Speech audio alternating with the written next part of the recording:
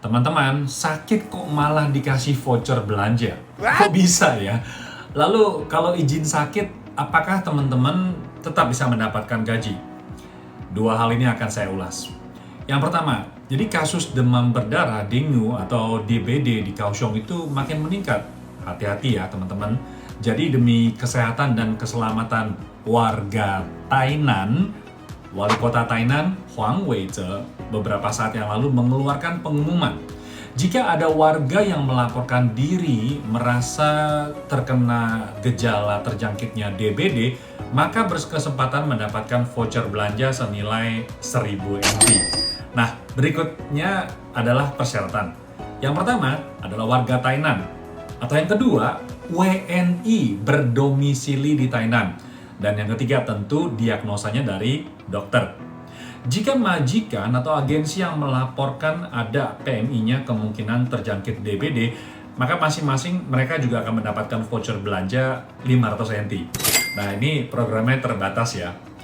Jadi, kalau ada PMI dan WNI yang merasa ada gejala-gejala sebagai berikut, segera bawa kartu asuransi kesehatan kalian ke klinik terdekat untuk mengecek.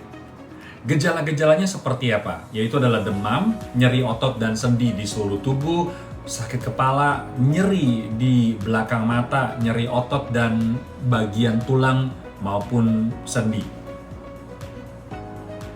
Sebelum saya jelaskan, saya ingin teman-teman tahu beberapa hal. Bahwa yang pertama, majikan atau badan usaha tidak boleh loh memutuskan kontrak kerja secara sepihak karena PMI-nya terjangkit DBD.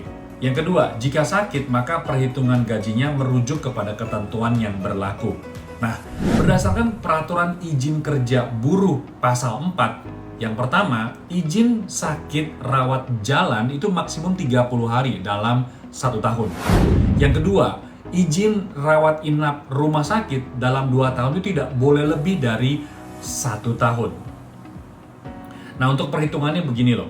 Karyawan atau buruh yang mengambil cuti sakit, baik rawat inap maupun rawat jalan, akan mendapatkan gaji setengahnya untuk cuti yang diambil dalam kurun waktu 1 tahun tidak melebihi 30 hari. Sedangkan untuk cuti sakit yang melebihi 30 hari, majikan tidak berkewajiban memberikan gaji dan tidak dianggap melanggar hukum. Ini berbeda ya. Nah, tentu yang informal pasti akan bertanya, saat ini di dalam kontrak kerja tidak ada perjanjian yang menjelaskan mengenai pembayaran gajinya. Ada yang mengatakan, aku nggak dipotong kak, tetap menerima gaji penuh. Tetapi ada juga yang dipotong. Menurut teman-teman, perlu nggak sih diatur dalam perjanjian kerja?